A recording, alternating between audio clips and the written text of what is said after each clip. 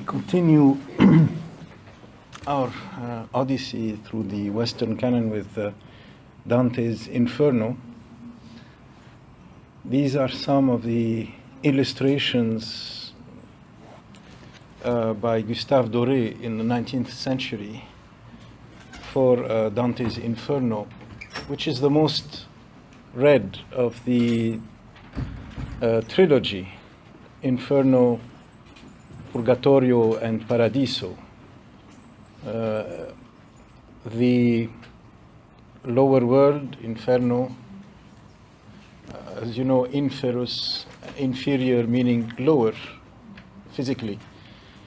And then Purgatorio, the purgatory, and then Paradise, where he finally meets up with Beatrice, who is mentioned throughout. Gustave Doré doesn't measure up to the paintings of hell that you'll find in earlier centuries that are much more colorful, much more monstrous, actually. I should have included them, but they are not explicitly related to Dante's work, the way that Gustave Doré's work is. And so we ought to begin with him. But if you have a chance, look at the the depictions of hell by Virgil, for example, the Dutch painter, and others like that. If you Google the images of medieval hell, you will see things that are much more reminiscent of Dante's imagery and much more evocative and vivid than this. This is Farinata. The episode with Farinata and Cavalcanti that I asked you to read about from Auerbach's essay on Dante's Inferno. So, enough for that. We can just quickly introduce Durante Alighieri and the shorter form of Durante Dante. So Durante meaning enduring, it's like a nice first name that is still a common Italian last name, Durante, Duran, and so it became Dante from Florence, speaking the Tuscan dialect. And this is why in the episode of Farinata that we just mentioned, Farinata rising from the grave calls him "O Tosco," "O Tuscan," meaning speaker of the Tuscan tongue and originating from Tuscany. So Florence in Tuscany is very much at the center of Dante's Inferno and discourse. You can see that there are certain central themes in Dante's writing. First of all, Virgil is very central. Loves him, adulates him, adores him, practically. Beatrice, of course. Florence, and everyone and everything else is put down. And at the center of it all is Dante himself, right? More prideful a poet, Harold Bloom, in his Western Canon book, in his chapter on Dante, he says there's no more prideful poet than Dante. He's very much at the center. And in this respect, he's the opposite of Shakespeare, who's so self-effacing, so modest, and literally invisible, because we know nothing about Shakespeare, the life, the person of Shakespeare. But Dante's life is so important. He puts himself and his city and his politics and his contemporaries in the center of the action. So he makes it important for us, and that is one strain of Dante criticism, the biographical strain, that in order to understand the Inferno, you have to understand the life and times of Dante Alighieri. Another strain is that it's full of symbols and esoteric hermeticism and mysteries that you have to unlock because he locked them in and they have meaning. Yet a third strain is that he's just presenting a theological view. You have to understand. If you understand Augustine and Aquinas, then you understand Dante. He's summing up the Christianity and the theology and the Catholicism of his time and his country, of course, Catholic Italy. But Bloom says no, all of those are wrong. We'll see why in a minute. Important thing, I think, the most important thing in understanding Dante is his language. That is his genius. And unfortunately, we cannot read the original Italian, the Tuscan dialect of the Inferno, but it's enough for us to understand that he had a program, the defense and illustration of the Italian tongue. And there are such books in the Middle Ages and in the late Middle Ages and the Renaissance as the Défense et illustration de la langue française, defense and illustration of the French tongue. So this is Dante's contribution, is that he wrote on the eloquence of the vernacular, or on eloquence in the vernacular. The vernacular being anything other than Latin. And before Latin, of course, it was Greek, but now it's Latin. So no one wrote poetry in other than Latin. And here comes Dante, having written De Vulgari Eloquentia, on eloquence in the vernacular already, where he defended use of the vernacular in literature. He's saying, no, it can be used, and it is serious literature as well. And the New Life as well, De Vita Nuova, also written in the vernacular. And then finally, the divine the comedy, he named it the comedy. He never named it divine. That was added later. So the comedy was his literary illustration, his proof, his demonstration of the literariness of the vernacular. We have already seen a work in the vernacular, the Chanson de Roland, right, in Anglo-Norman French. So, but that work was directed towards people of very basic learning or no learning, actually. The common populace, the soldiers, not even the nobility, even less the clergy. But here is a work, the Inferno, full of scholasticism, literary references, literature, Greece, Rome, Homer, Virgil, and mythology of ancient Greece, theology of the Catholic Church, and religious symbols, and so forth. And an architecture that is supposed to puzzle you, as you're counting. Oh, now this is the third sub-circle of the fifth this, and the eighth circle, and so forth. So, and people have tried to make maps, and I've shown you some of the maps taken from the Penguin edition of one of the early translations in English in the 40s. I mean, there were some before it, but this is the one that made it into modern mass publication. But I'm using a different one by Gilbert, as opposed to the one by Dorothy Sayers in Penguin. But you might have different ones as well. So Boccaccio, who was born before Dante died, is the one that added Divina to the title of the trilogy, the Divine Comedy. Another great author, but now much later, in the 19th century, Balzac, of course, has the Human Comedy, La Comédie Humaine, a huge work of many, many novels, and one of the peaks, of course, of 19th century French novel and European novel, ranking, with all the great novelists of the 19th century in Europe. And had we but time enough, we would have done a novel by Balzac. He's the French Dickens. And really, to savor Dostoevsky, you would have to bear in mind that he's like a blend of Balzac and Dickens put together, right? So, and Balzac named it specifically the human comedy in reference, of course, and that is the intertext. The whole massive intertext of the human comedy is the divine comedy. Another famous intertext is by Michel Léris.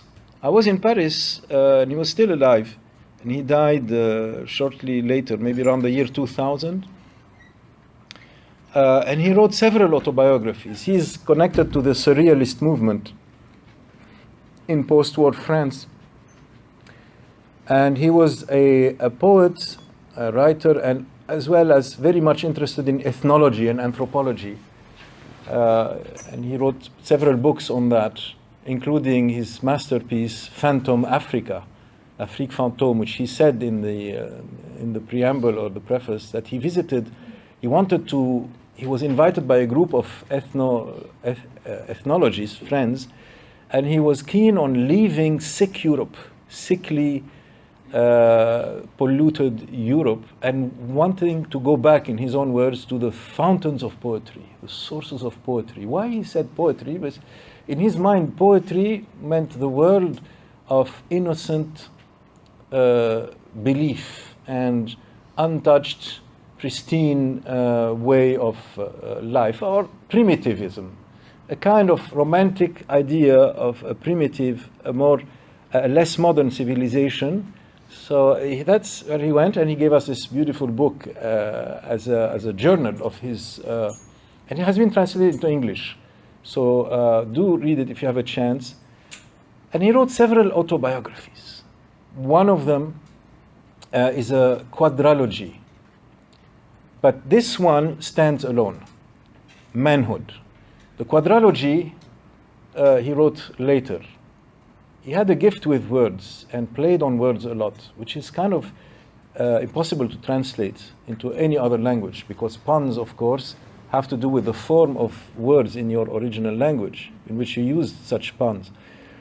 But be as it may, it was still fascinating and interesting enough, and also one of the different mirrors of the early 20th century and the Surrealist movement and European literature in that time. It was interesting enough as representative of those trends to translate. And he begins this standalone autobiography with the same words that Dante begins his Inferno with, or almost, the same self-reference. The same self-reference. He's saying, I have just reached the age of 34, life's midpoint. Then he continues describing himself. He loves to talk about himself, and well, it is an autobiography after all. But look at the beginning that Dante uses in the first canto. I will read from the Dorothy Sayers translation. Midway this way of life we're bound upon, I woke to find myself in a dark wood, where the right road was wholly lost and gone. Wholly lost and gone. And the Gilbert translation, he says, in the midst of my journey through this life of ours, I was in a dark forest because I had lost the right road. Much more direct, closer to our own English, perhaps easier to read, but nothing really catches the original. Nel mezzo del cammin di nostra vita mi ritrovai per una selva oscura che la diritta via era smarrita. Ahi, quanto a dir. Oh, how hard it is to tell. And he uses that expression. How can I describe it to you? how hard it is to tell. The more we progress into Inferno, the more it becomes indescribable. The effect is to try to raise your hairs on end, try to give you goosebumps, because after all, we are describing a journey through hell, and we are looking at the inhabitants of hell, and this is hellfire, and this is the waters of hell, and this is the Satan in the end. And who wants to go and see that? Even in one's dream, one would say, no, I'd rather have a nice dream. Leave me alone with all of those images. So, and he wants to reflect it in the words that he uses. So we'll try to stop and pause at some of those words, because they are the beauty of that text. And I think that it is the greatest saving grace. It's the language, the music, the sonority, the reverberating effects, vibrancy of the Tuscan tongue that he wants to give. So I want you to try and bear in mind those first few lines. And this is what we are going now to hear in the original. Nel mezzo del cammin di nostra vita mi ritrovai per una selva oscura che la diritta via era smarrita. Ai quanto a dir qual era e cosa dura e sta selva selvaggia e aspra e forte che nel pensier rinnova la paura, tante amara che poco è più morte. Ma per trattar del ben chi vi trovai, dirò dell'altre cose chi vo scorte. Io non so ben ridir come vi intrai, tant'era pien di sonno a quel punto che la verace via abbandonai. Ma poi ch'io fui al piè d'un colle giunto, laddove terminava quella valle che m'avea di paura il cor compunto, guardai in alto e vidi le sue spalle vestite già dei raggi del pianeta che mena dritto altrui per ogni calle. So,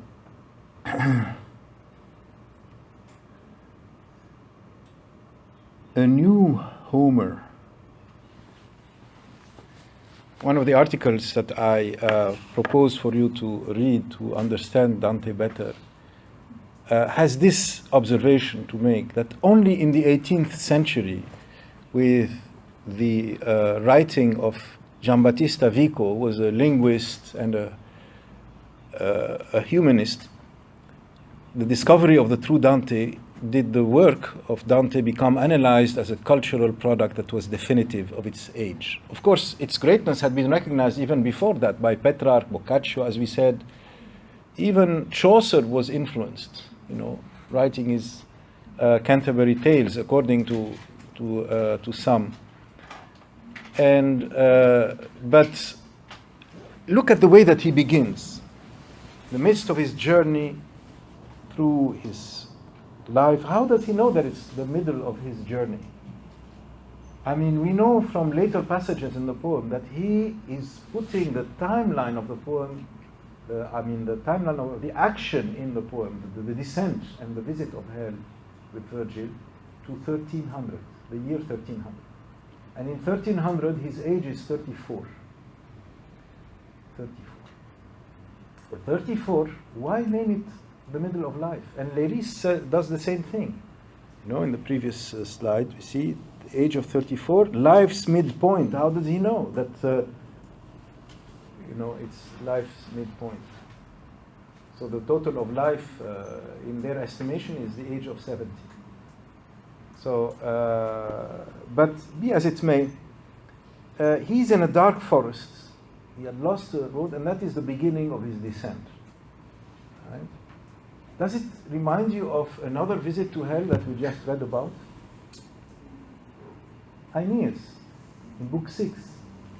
The woods, the very dark woods and caves where the Sibyl of Cumae is guiding him. Different from the way that Odysseus goes into hell. because Odysseus goes there by ship, where he leaves the Mediterranean and passes the straits of, the marks of Hercules, meaning the Strait of Gibraltar. Hercules had left 2 marks, one on European soil, the tip of Spain, and one on Moroccan soil. And when Dante meets Hercules in the Inferno, he will tell him exactly that we went past that, and there, found some place, some island, some rock, some mountain, where that was the entrance to the underworld, because it was the edge of the world. Beyond that, there is no world anymore. So there is some other world. And then went down to the ships that keeled breakers forth on the godly sea, and we set up mast and sail on that swart ship, bore sheep aboard her, and our bodies also heavy with weeping. And winds from sternward bore us out onward with bellying canvas. Circe's this craft, the trim-coifed goddess. Then sat we amidships, wind jamming the tiller. Thus with stretched sail we went over sea till day's end. Sun to his slumber, shadows o'er all the ocean. Came we then to the bounds of deepest water, covered with close-webbed mist, unpierced ever with glitter of sun rays, nor with stars stretched, nor looking back from heaven. Swartest night stretched over wretched men there, the ocean flowing backward. Came we then to the place aforesaid by Circe. Here did they rites, Perimedes and Eurylochus, and drawing sword from my hip I dug the L-square pitkin, poured we libations unto each the dead, first mead and then sweet wine, water mixed with white flour. Then prayed I many a prayer to the sickly death's heads, as set in Ithaca, sterile bulls of the best for sacrifice, heaping the pyre with goods, a sheep to Tiresias only, black and a bell sheep. Dark blood flowed in the fosse, souls out of Erebus, cadaverous dead, brides of youths, and of the old who had borne much, souls stained with recent tears, girls tender, many men upmauled with bronze lance heads, battle spoil bearing yet dreary arms. These many crowded about me with shouting, valor upon me, cried to my men for more beasts, slaughtered the herds, sheep slain the bronze, poured ointment, cried to the gods, to Pluto the strong, and praised to Proserpine. Unsheathed the narrow sword, I set to keep off the impetuous, impotent dead till I should hear Tiresias. So now the importance of the woods, the dark woods. And the terms that he uses is, even death would be better than to try to recall and describe my journey. And he uses paura, fear, always coming back. The more you go into this, he's always frightened. Everything frightens him, and Virgil is there to tell him, don't worry, don't fear. Now, so remember this, it's the spring of 1300, March or April, and he is 34 or 35, and this will come back again in Canto 21, where he says in Canto 21, line about maybe 110, it was 1,266 years since passage here was interrupted, which makes it 1266.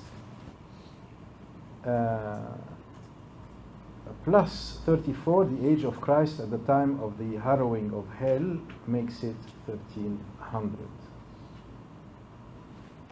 Meaning the time when Christ went down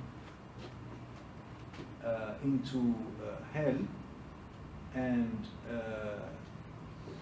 meaning that the age of his death, or the visit of as you know, in Western culture, Christ was crucified and died, whereas in Islamic belief, no, he was not, and he was lifted up to the heavens alive. But in the narrative where he dies, he remains in the tomb for 3 days, and during that time he's visiting hell, and he is freeing the souls from limbo, and he's harrowing hell. In other words, he's giving a hard time to the Satans who are in hell.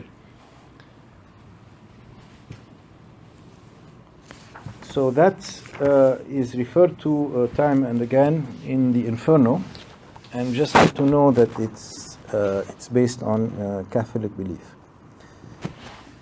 Now, you'll find that he calls Virgil his teacher, and more than that, he calls him his maker, my teacher and my maker. Did you notice that in Canto 1?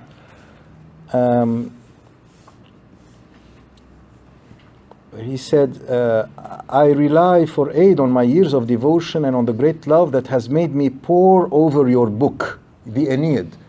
So the Inferno is, from the start, giving credit to the Aeneid and its author, Virgil. And Virgil is the poet laureate. That's why you see laurels on the heads of both Virgil and Dante, because Dante is like a second Virgil. You see, Virgil giving the Romans the greatest summit of literature, which is the Aeneid, in their own language, to supplant and replace at the head of their curriculum for, literature, for values, for history even, supplanting Greek with the Aeneid. Now Dante wants to do the same, and in fact he did, because Dante is the one that gave the Italians their greatest masterpiece. There is no other besides him that is named as the greatest Italian poet, the way that Cervantes is named the greatest Spanish writer, the way that Shakespeare is named the greatest writer of Europe, period. So there is a kind of Virgil idolatry that goes on here. Here he names it his maker. He names him his maker. In Canto 8, let's see, page 67. Yes, he names him my tender father, lo dolce padre. Then in Canto 11, he names him, O sun who heals every eye. So Virgil is like a sun who heals every eye. And in Canto 15, it says,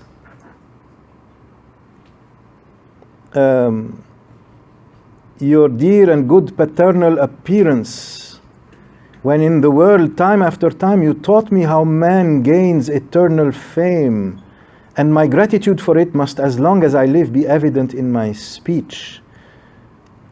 What you tell of my course I am writing down. So he's writing down whatever Virgil is telling him. Virgil is Dante's muse. So Virgil is Dante's god, because the muse is a god, a goddess, right? So Homer invokes the muse and say to the muse to go ahead and sing herself. Virgil takes over the role of singing, but still says, that he's doing it with the help of the muse. And now Dante makes Virgil his muse and gives him these attributes. In fact, Virgil knows a lot of stuff. In Canto 8, he knows everything. Canto 8, he says, Dante says, turning to the sea of all understanding, I said, what does this mean? He's turning to Virgil, and he calls him the sea, al mar di tutto il senno, of all sense and understanding. Virgil is the sea of all understanding, so he knows everything. And not only that, but he knows the future. But then so do many of the dead that are predicting things and what will happen. And you see Virgil also quoting scripture. Virgil quoting Aristotle. Right? He says to him, you can read in your ethics, meaning the ethics of the book of ethics of Aristotle. And you can read also in the book of Genesis, this and that. Well, Virgil now reads Genesis. We see this intermixing of mythical figures and figures of history on the one hand, all the time in the Inferno. Not only that, but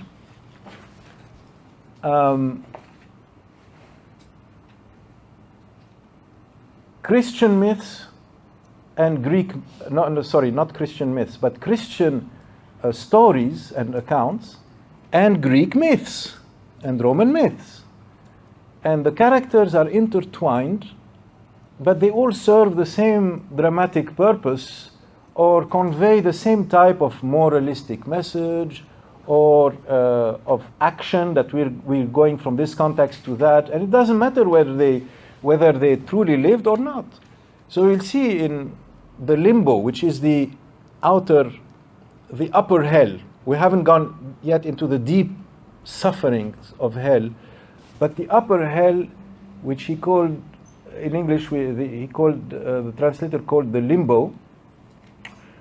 And for example, children or people who lived before the Christian revelation, so patriarchs of ancient Israelite history and prophets of old.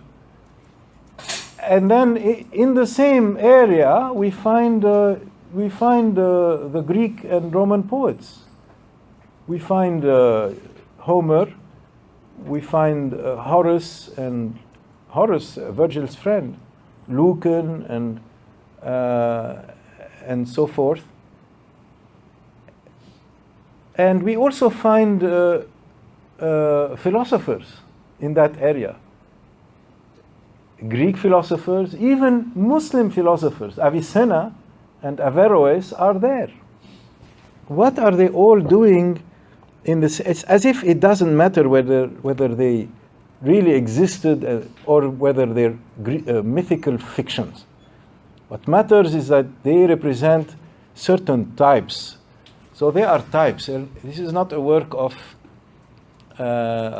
accurate historical theology, or these are just types, right? And the logic of history doesn't apply. So we find also Caesar. By the way, Caesar in that upper hell is in arms. He's covered with his armor. Doesn't that contradict what later we find said about the souls being all naked? So which is it? And we find that most of the time they are naked. Why are some exempted from that also? Well, Virgil is not alive. He is one of the shades of hell that presumably belongs together with Horace and Lucan and Homer, the great poets, right? But he's given that special permission to be the guide through all the different areas of hell. And he's fully dressed, which is very convenient, because otherwise Dante would have to be accompanying him all through that time as he's naked. So a mixture, an intermixing of Christianity and mythology, of history and fiction, and another kind of poetic license, which is another word of saying that don't stop at the contradictions and don't judge the incoherences, because you'll find a few examples of that, if not a lot, and even stylistically sometimes. Another example would be when Virgil shows pity in Canto 4, and because he's asked by Dante, are you feeling disturbed? And Virgil replies, the suffering of the people down below gives my face that color of pity, which you mistake for fear. So Virgil feels compassion and pity. But on the other hand, in Canto 20, line 28, he says it's not allowed to feel pity for the people of hell, because that would be like rebelling against God's judgment. See, what is more sinful than he who shows emotion opposed to divine decree? He says, compassion lives here when it is good and dead. What is more sinful than he who shows emotion opposed to divine decree? Which before he was unable to hide. So, but it doesn't quite click, because why is he so gung-ho against showing it? And on the other hand, he quite explicitly says that he felt it, as if there were two different characters. But never mind. That you will see that some incoherences also in the architecture of what is above, what is below, and people have tried to reconcile that and to make arcane maps.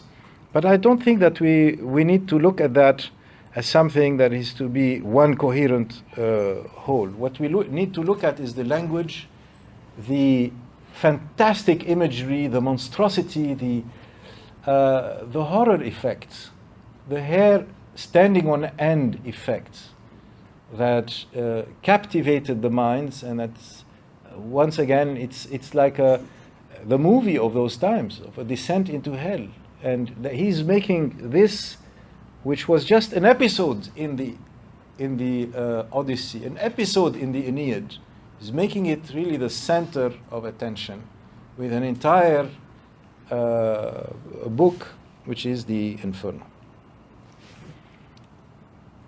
You find that Dante is settling accounts with his political enemies, and the episode of Farinata and Cavalcante, the episode with also his former teacher, Brunetto Latini, and all of these Florentine figures, not necessarily belonging to the same political side as Dante, but they are important because it shows that a certain very localized and frankly obscure side of history for us is at the center of the action and matters even for the dead in the underworld. Since the Canto 26 that I was looking at just now actually says that Florence throughout hell is famous. Why should it matter to the people of hell who have other concerns really and other sufferings to look at the politics of 14th century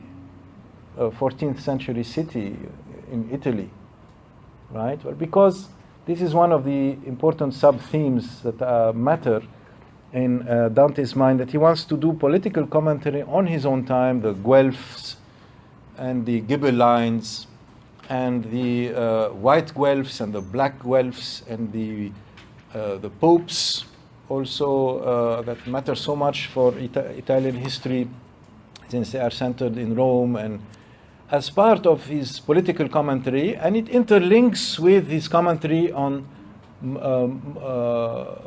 moral sins. Since hell is a place for moral sinners, and not just lustful people or criminals. They all get their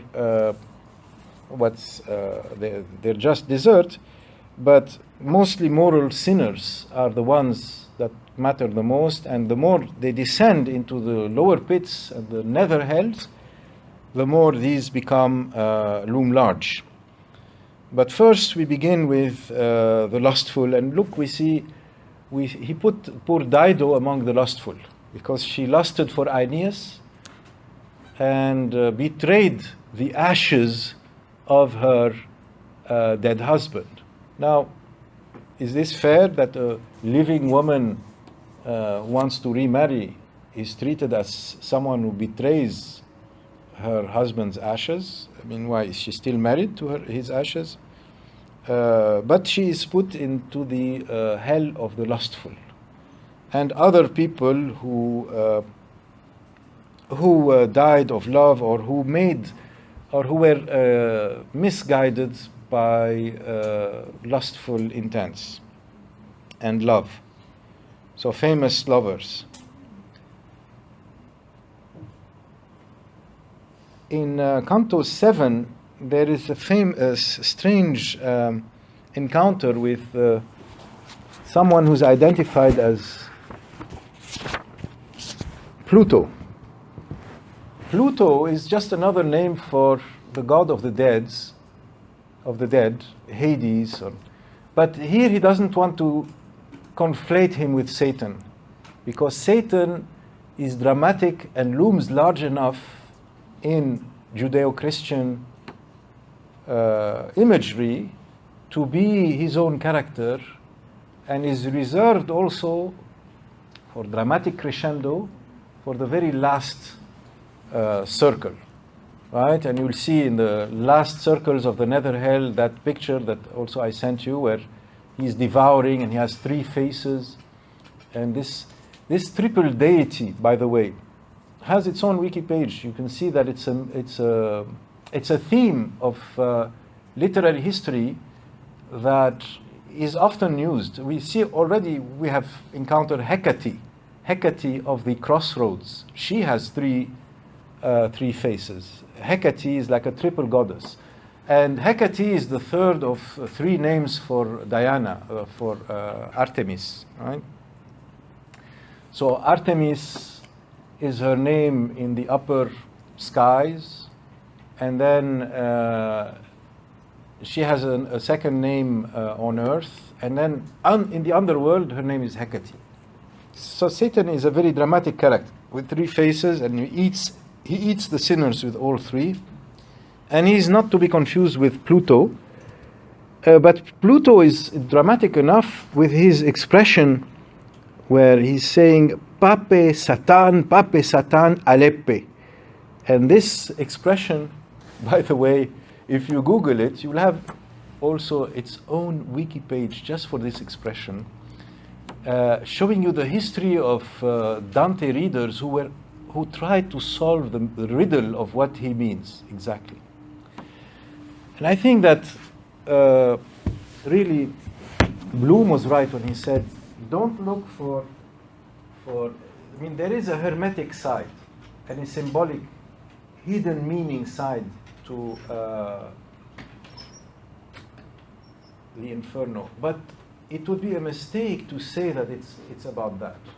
So to spend time finding out what he means, no, the cryptic effect is the goal. You're not supposed to understand what he means. It just has to sound something terrible and frightening. That's all. So it just has to sound vaguely Hebrew, right? Or magical, or arcane, like something that it takes an alchemist to know.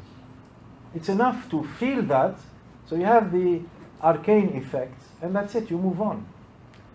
But Arabic reader of Dante said it means Bab al-Shaytan, the gate of the devil. Pape, Satan, becomes Bab al-Shaytan, because Bab means a gate. So what he's saying is, yes, this is the gate of the way, on the way to the Satan. You want to go and see, so go in quickly, like that. So that's one theory. There's many others. You will see that on that page that I mentioned to you. Canto 20, at the very end of Canto 20, where he has Virgil tell him, "Come now, for Cain and his thorns are really at the meeting of the two hemispheres, and touch the waves near Seville." Seville meaning the edge of the west, the edge of the Western world. Beyond that is the entrance to Hades used by Ulysses. And last night the moon was already full, the full moon, time for, what alchemists do and what sorcerers do and what witchcraft and this and that. And Seville also being a famous, meaning Andalusia, meaning the place where those Muslims and Jewish specialists of those arcane things met in history. So all of this is just a symbolic, evocative imagery of arcane knowledge. And last night the moon was already full. You should remember that well, for at no time did it harm you in the thick forest. So there's some astrological timekeeping or astrological important date or time to keep in mind. That's one example of the arcane effect. So it's difficult verses for the sake of difficulty. And it's examine the teaching not in the sense that try and find out the meaning under those verses. No, it's just enjoy the mysterious aspect, the mysterious style, because it is written in order to evoke for you a feeling of mysteriousness. But it doesn't necessarily carry a coherent meaning behind it. Let's look at some of the judgments. We have seen Vico's praise, but also Vico calls Dante's text a high fantasy. See? Through his high fantasy, quote unquote, Dante was able to fuse the culture of his age rhetorically, meaning stylistically, from popular customs and language to theological concerns, and also historical myths, both Greek and Latin myths and Christian stories, into a poetic language that drew from all the major dialects of the peninsula. Now, Bloom, in his Western Canon, calls Dante the second center of the canon, Shakespeare being the first. And he says to those who would make of Dante a new Christian doctor of the church, he says, no, Dante is not Augustine, Dante is Dante. He says, the theological Dante, when he's saying Dante is not a theological writer, he says the theological Dante of modern American scholarship is a blend of Augustine, Thomas Aquinas, and their companions. This is a doctrinal Dante so abstrusely learned and so amazingly pious that he can be fully apprehended only by his American professors. And this is not what Dante had in mind, but Dante laid this artistic trap for whatever professor thinks that this is what he meant. Yeah, but as if Dante had been thinking all this when he wrote the Commedia, but he most probably had not been thinking of 90% of what is being brought up. But it's just erudition calls for more erudition, and it's an industry in itself, really. It's our profession to fill our classes, our books, and our hours of professional life with words. And try to sell you that as that's what knowledge is, that's what's being discussed, that's what is advancing us into different realms of poetry, literature, philosophy, discovery, and so forth. He says, if you want to read the comedy as an allegory of the theologians, start with the only theologian who truly mattered to Dante, Dante himself. Let's just look at Auerbach. He has an interesting point that he makes before he launches into stylistic concerns. He says, the appearance of Farinata out of his grave scares Dante. Here, erect and abrupt as his body, Farinata's moral stature is developed, larger than life, as it were, and unaffected by death and the pains of hell. This is another incoherence where some of the dead are still rebellious, just as they were in life. And Auerbach points this out. They continue their life on earth, even in hell. Also, they are concerned about what goes on earth, as if the sufferings of hell were not their primary concern. Also, they are concerned about their own good name. So they ask for Dante to spread good news about them, or something to that effect, or some compliments about them. See? So these are incoherences that, theologically speaking, but dramatically speaking, poetically speaking, they're not incoherent. This is what Dante creates, this is his world. Farinata even scorns death, and he scorns hell. He looks around him as if, what is this? He doesn't care. It's not exactly the typical or what you'd expect of the figure of the damned who are suffering. All right? So Farinata is still the same man he was in his lifetime. He is unaffected by death and the pains of hell. It is the Tuscan accents from Dante's lips which have made him rise and address the passing figure with proudly courteous dignity.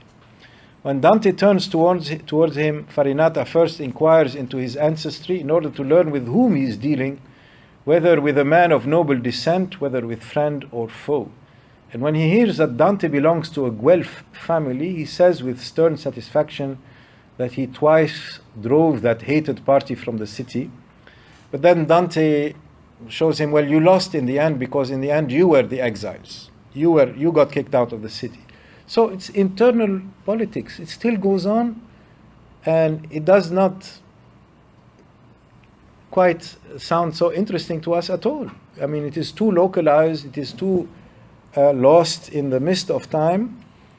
But it should be even less interesting to people in hell, because they have other concerns. And yet, this is first and foremost in their minds. So Farinata has political obsessions that he still talks about, even in hell. And Cavalcanti, love of life on earth, belief in the autonomous greatness of the human mind, and above all, love and admiration for his son Guido. And then when he infers wrongly from Dante's word that his son is no longer alive, he collapses. Whereupon Farinata, unmoved and without reference to him, replies to the last remark Dante has addressed him. So Farinata continues his train of thought, and Cavalcanti, he's worried about his son, and when he thinks that his son died, he just becomes quiet. So Dante is his own theologian. Dante creates his own theology. Otherwise, if we truly want to look at Dante as a theologian, we'll say he's a blasphemer. Because that is Dante's narrative. That is what matters. Not really Greek and Roman myths, not really Christian theology, and not even Italian history, contemporary history to Dante. But it's Dante's own narrative that has its own logic, its own flow, its own beauty, and that is the goal. So Dante is his own Ulysses type of adventurer who does not want to go home and settle in some place where he will play a homely role that is expected of him, but wants to go into the unknown and create his own destiny. So the comedy, like all of the greatest canonical works, Bloom writes, destroys the distinction between sacred and secular writing. So don't be shocked if you see that Dante, for example, makes fortune the same as God's decree. Fortune is a Roman and Greek myth, the goddesses of Fortuna, and the third one snaps the thread of life. That's Alecto, and the first one spins it, the second one turns it, up and down. So they are Christianized. If you look at Canto 7, around lines 73,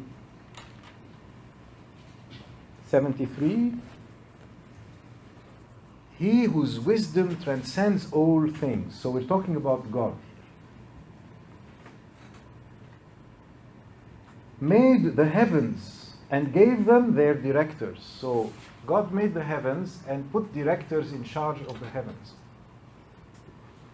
Likewise for earth's splendors, he set up a universal manager and ruler. Who is the universal manager and ruler of earthly life? I mean, is this found in Christian theology or in any of the Judeo-Christian or Islamic theologies? He continues and he says, the manager and ruler for earth's splendor, who from time to time should shift the valueless good things from nation to nation and from one race to another beyond stoppage by human prudence. Hence one nation rules and another is feeble according to fortune's decree. Fortune with a capital F in the English translation. Then he continues and he says, your knowledge cannot strive with her, with fortune. Now it's fortune personified. As if God has created fortune and then fortune is in charge of events. She arranges, judges, and administers her kingdom as the other gods do theirs. Now there's explicitly other gods. So this is fantasy theology. I cannot say on the one hand that God is the creator of everything, and then on the other hand, God has created other gods and put them in charge of fortune, and fortune with a capital F, does this and does that. But this fantasy theology is actually an explicit fiction of Dante's own system proper to the Inferno. It only looks connected to something that preceded, whether in Greek and Roman mythology or in Christian history and theology, because he uses the same terms. But he mixes it up at will because his purpose is not to reflect a reality outside of the Inferno itself. So in the same way, he will say, for example, Jove, Jupiter, and then Jupiter becomes God. This would be blasphemy if we were to judge by any Judeo-Christian system. The story of Capaneus. Canto 14 is about circle 7, round 3, the violent against God. So people who rebelled against gods, and among them Capaneus. But Capaneus never existed. Capaneus is a mythic figure of the Roman pantheon of gods, right? And Capaneus, the story goes, was like Tityus, like Geryon, the three-bodied Geryon. We've seen those names before in the poem of Horace, for example, and others, like Polyphemus, and his brothers, the Cyclops. All of these were huge giants. Before the time of the Iliad, the giants had organized a rebellion against the gods and tried to take over Olympus. until finally Zeus and the gods fought them and destroyed them and chained them and so forth. So this Capaneus is one of them. But Capaneus, even in the Inferno, in the underworld, in hell, he is still rebellious against Jupiter. He was one of the 7 kings who laid siege to Thebes, and he held God in contempt, and still does. He held God in contempt. Now, I looked at the Italian text. See, does he say God or does he say Jupiter? And he does say Dio, meaning God. But you look at a few lines before that, and we're talking about Jupiter. Se Giove stanchi, stanchil suo fabbro da cui. If Jove should tire out his blacksmith. So we're talking about Jupiter and the defiance of Capaneus against Jupiter, which becomes Jove or Jove, and then now Jove becomes Dio, becomes God. You see the flexibility of the theology here, and it doesn't matter that Capaneus never existed. So the myth spills over into the real name or the name of God in real life. But that doesn't really matter to Dante. At another point, Dante calls God ageless wisdom or something to that effect, which shows o somma sapienza, o supreme wisdom. That is in Canto 19, line 10, which is not one of the names of God even in Christian theology, but does become one of the names of God at a later time when God is depersonified and where the divine names are removed and it is maybe made into more of an idea, the idea of wisdom, the idea of supreme intelligence, for example. So this is one thing to name God according to what in Islamic culture is Asma'ullah al-Husna, for example, the beautiful names of God, or even in previous cultures, the beautiful names of God in the sense of more than just an idea. So the all-merciful, the all-knowing, the all-powerful, and so forth, becomes now the supreme wisdom, the higher intelligence, or something that does not necessarily have to be the same as what has been believed by Jews and Christians and Muslims about God. So this goes on in the Inferno, and once again it is a theology that is proper to Dante himself. So don't look for theology beyond the author himself. And he doesn't mince his words about Dante being the most prideful poet that ever existed. And he compares him to Shakespeare in a rather interesting passage on page 98, where he says, "Pride is not a Christian virtue, but it has always been a crucial virtue in the greatest poets. Shakespeare may be the grand exception. We will not see pride in him. We will never know what Shakespeare's attitude was in regard to having written Hamlet or King Lear or Antony and Cleopatra. Perhaps he required no attitude because he never lacked acknowledgement and commercial success. He must have known quite consciously how original and enormous his achievement was, but we search the plays in vain for self-compliments.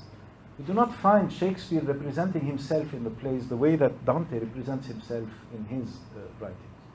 So we search in vain the plays of Shakespeare for self-compliments, and the sonnets, although they contain some self-compliments in the sonnets, because For example, one of the sonnets replicates Horace's sonnet, I have created a monument that time will never erase.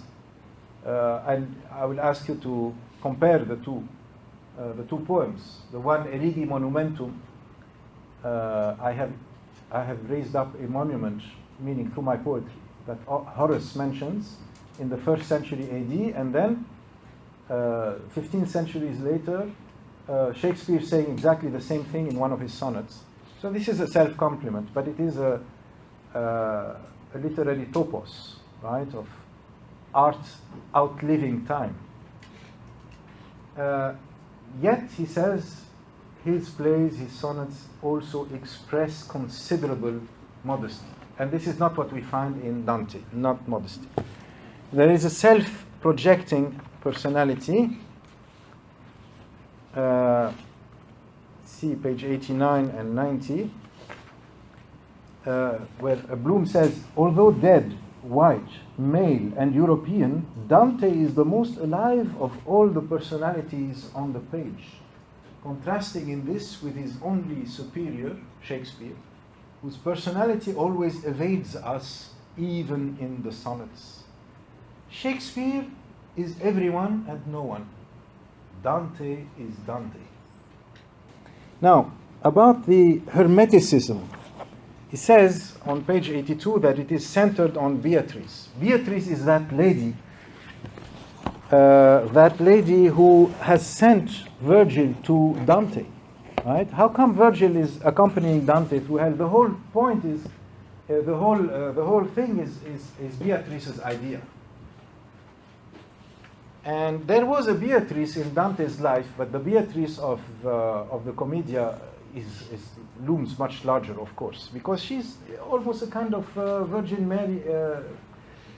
It was not the Virgin Mary who sent Beatrice to send Virgil to Dante. It was Santa Lucia. Who is Santa Lucia? An obscure Italian saint who would have been completely forgotten if it were not for Dante. And it was the Virgin Mary who told Santa Lucia to do that. So we have this structure of Virgin Mary in paradise, telling Santa Lucia in paradise, telling Beatrice in paradise, telling Virgil in limbo, to go to Dante, to guide him to her. And when she finally arrives and he sees her, and that's so. That's the lady that is mentioned sometimes. A lady who sings hallelujahs sends me. That's Beatrice. A lady who knows all. She also knows all. That's Beatrice. Right? So Virgil knows all. Beatrice knows all. The dead know a lot of stuff, and that's right, Dante's world, you might say. So the Hermeticism is centered around Beatrice. But it is mostly literary Hermeticism. See, it's not that we mock the incoherence, it's more that we realize that it is not supposed to be theological. It is literary, and if it's literary, then it's poetic license. It's, he's free to invent whatever he likes. If it's just, if it's unattractive, it wouldn't have become if it were unattractive, it wouldn't have become a bestseller through the ages. So it still somehow holds, you see. It is as if we say there are incoherences in the Marvel universe, but it's the Marvel universe. It's not supposed to be logic. It's whatever the creators and the screenwriters decided, it's okay. You twist the logic of reality a little bit. It is still enjoyable as a narrative that has a semblance of truth. But for the Inferno, it's the underworld. It's not supposed to be something that living human beings find truthful. They have to find it fantastic and horribly fascinating. That is enough to ensure its success. So literary invention, and as I mentioned before, pseudo-hermeticism as a trope, as a figure of style, saying these are my twisted verses, so enjoy them. and don't try to make them straight.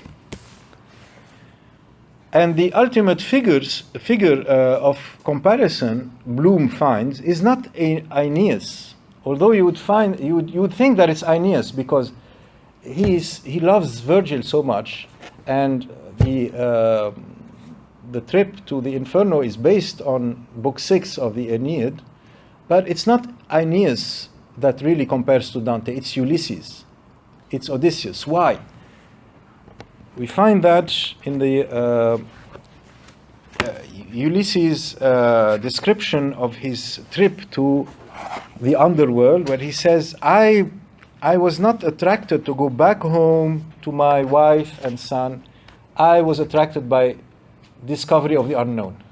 At the bottom of page 85, Bloom says, in Canto 26 of the Inferno, Dante created the most original version of Ulysses that we have, one who does not seek home and wife in Ithaca, but departs from Circe in order to break all bounds and risk the unknown.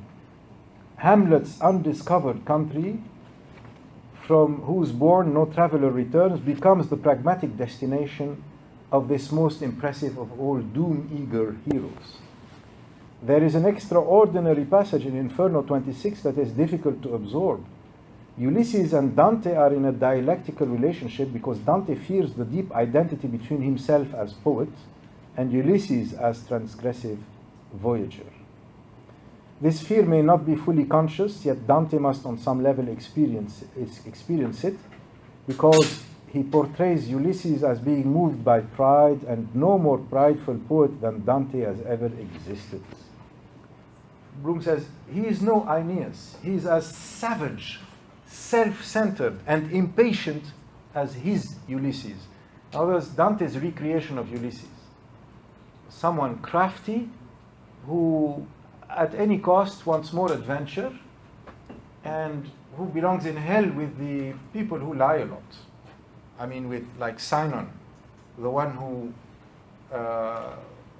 came and told the Trojans they left this horse because of this, because of that. It convinced them to bring it inside. This Sinon also is in hell in the lower Bolgias as a liar. Okay, so the upper hell, limbo, then the lustful, then the gluttonous, the hoarders and the spendthrifts, and then the wrathful. There's a lot on anger, and quite legible moralizing stuff on anger, like anger eating itself, biting itself. Right? He actually says that explicitly at one point, that anger bites itself. Then the nether hell, passing the river Phlegeton, and then the wood of the suicides, where we meet Piero della Vina, is it? And this is a pun on his name. His name means the vine, and he is transformed into a tree. So there is a play on his name, and he is a suicide. Right? So he's in the wood of the suicides, and then the abominable sand, and then the great barrier. So the suicides committed violence against self, and the river Phlegeton are those who committed violence against their neighbors, and then inside, the violent against God, art, and nature. Bolgia can be translated as grave, it can be translated as pouch, it can be translated as sack, or as purse, or as a subcircle, and I think that's the best, subcircle. So inside circle 8, the subcircles that belong to the panderers and seducers, the flatterers, the simoniacs. Now simony, or simony, is the lying of the popes. The popes who promised paradise in exchange for money, and promised forgiveness of sins if you gave sizable contribution to their pockets. So they have a special place in hell. And then hypocrites, thieves, counselors of swords, sowers of discords, and then Canto 28. He mentions those who created schism or religious division. These characters have split physiques to symbolize what? The idea of the medieval critics of Islam and Islamic history, that Islam is nothing but a Christian sect that split the church in two. Instead of remaining with the church, that they just created a schism. This conception of Islam as a Christian heresy was very common in the Middle Ages, and in fact it was the viewpoint of the doctors of the church who tried to refute Islam. And among them there's Peter the Venerable, who lived in France in the 11th century and was the one who commissioned the translation of the Quran, among others. And the earliest translations are from that time. I'm going to show you now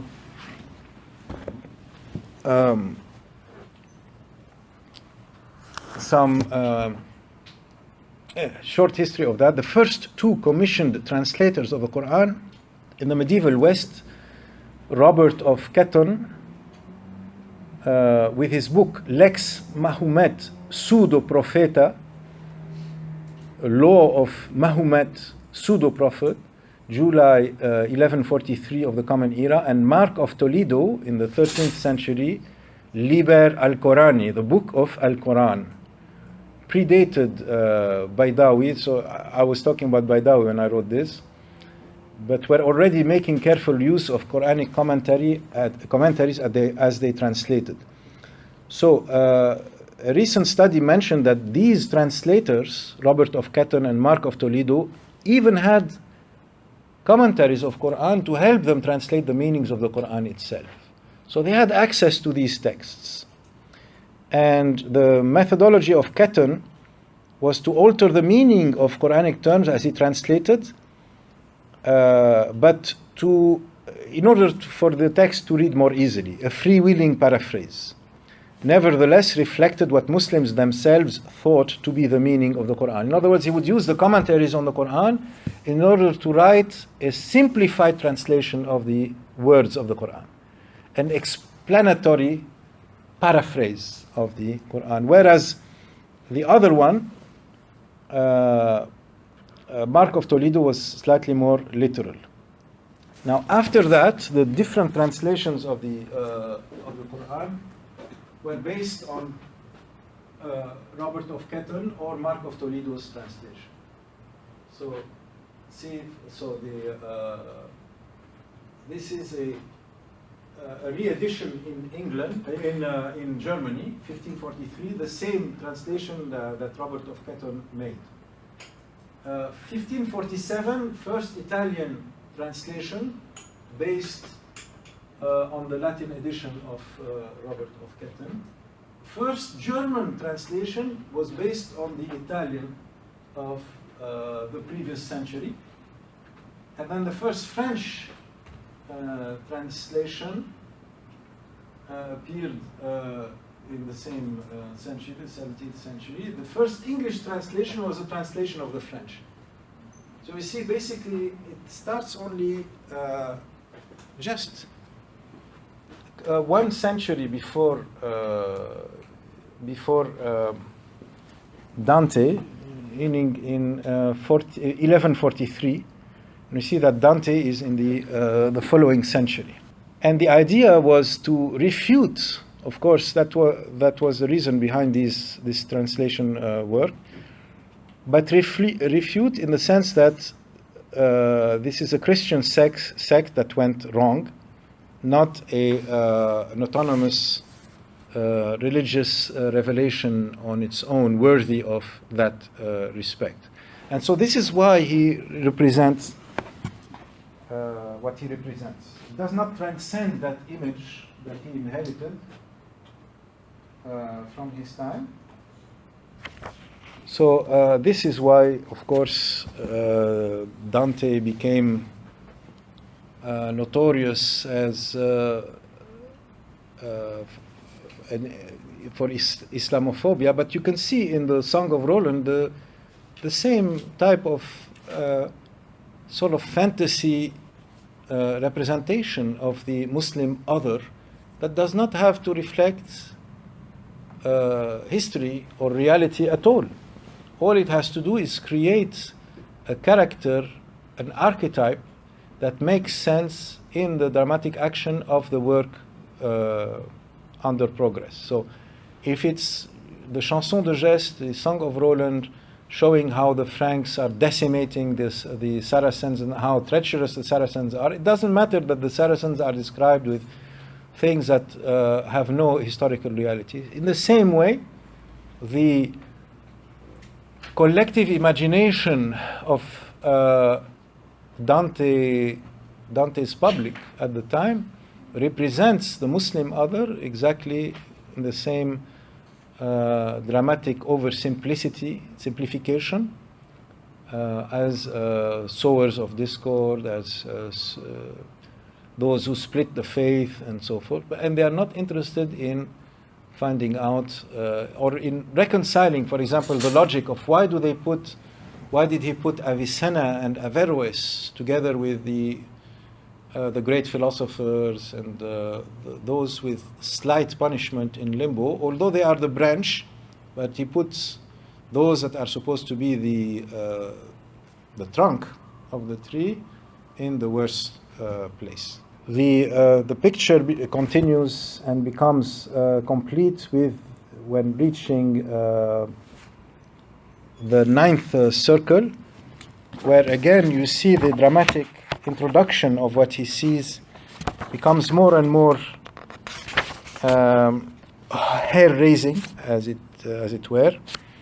Canto 32 begins with these words: "If I had verses harsh and strident, s'io avessi le rime aspre e chiocche, such as would suit the sad pit upon which rest all the other rocks, come si converrebbe al tristo buco sovra il qual pontan tutte l'altre rocche, I would press out the juice of my concept more completely. But since I do not have them, I do not have those verses, I cannot express them, not without fear shall I write, because to describe the lowest part of the whole universe is not a task to be joked about, nor is it for a tongue that shouts mama and papa." No, it's not for babies. What you're about to read is, R-rated.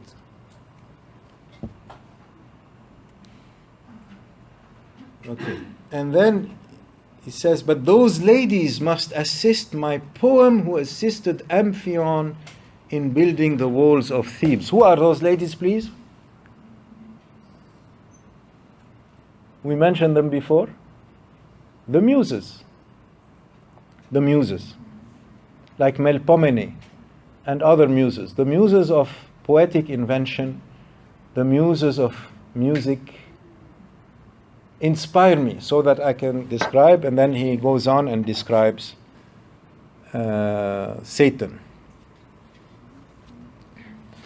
And then finally he emerges at the end of Canto 34. "Through a round opening I saw the beautiful things that the sky holds, and we came out from there to look again at the stars." So he goes in at night and he goes out at night again. This book, The Life of Shelley, by Thomas Medwin. Shelley, the 18th, 19th century English poet, a friend of Byron, 18th century, right? They're discussing the Divine Comedy. And Byron says to to Shelley, "The Divine Comedy is a scientific treatise of some theological student. One moment treating of angels and the next of demons. far the most interesting personages in his drama. Demons, the bad guys are always more interesting, right? Showing that he had a better conception of hell than heaven, because no one reads Paradiso, no one reads Purgatorio, everyone reads Inferno. Why? In fact, the Inferno is the only one of the trilogy that is read. It is true, it might have pleased his contemporaries and been sung about the streets, as were the poems of Homer. But at the present day, either human nature is very much changed, or the poem is so obscure, tiresome, and insupportable, meaning unbearable, that no one can read it for half an hour together without yawning and going to sleep over it like Malagigi. And the 100 times I have made the attempt to read it, I have lost my labor. If we accept some passages, he says, where is the rest of this very comic divine comedy? A great poem, you call it? A great poem indeed. That a great poem should have a uniformity of design, a combination of parts, all contributing to the development of the whole. The action should go on in increasing in beauty and power and interest. Has the Divina Commedia any of these characteristics? So I'll leave you to read the rest of this. I will send it to you. You can share it with the rest. And then I want to show you a French critique as well by Flaubert. Flaubert wrote this to his mistress, Louise Collet, in 1852, so 19th century now. And he says, lately I read all of the Inferno by Dante in French. It has great airs, but it's very far, how far it is from universal poets that did not sing, as for them, their hatred of their village, of their people, of their family. And then he says, no plan, so many repetitions. So you see some of what Byron was saying to Shelley. A huge, great, majestic breath, sometimes.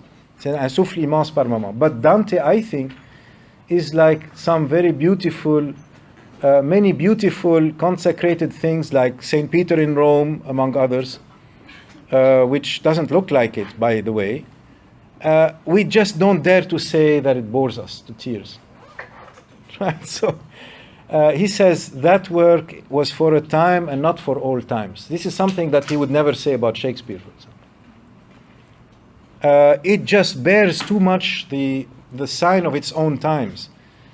So much the worse for us because we're not going to read it, and so much the worse for it because it doesn't make itself understood. Thank you for your attention. See you next week for those who are leaving.